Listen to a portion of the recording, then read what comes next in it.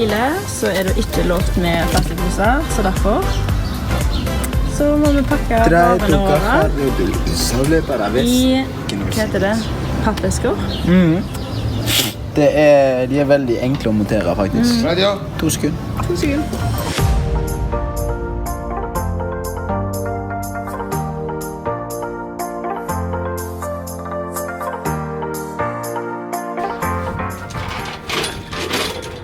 Here we go.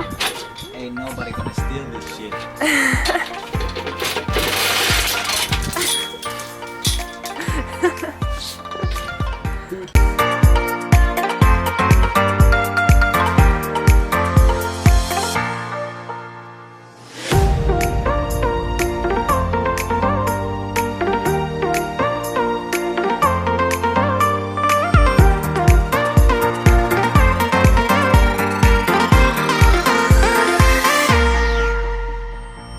Lett oss unna. Har du ikke et hjem, Gud? Da. Må du fint.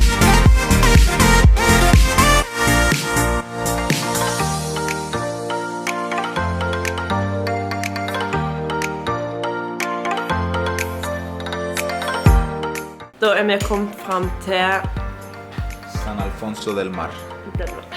En algarrobos. Aha. Dette da verdens største basseng. Det ser ikke sånn ut her, men Han fortsetter bortover. Han fortsetter langt bortover på andre siden der.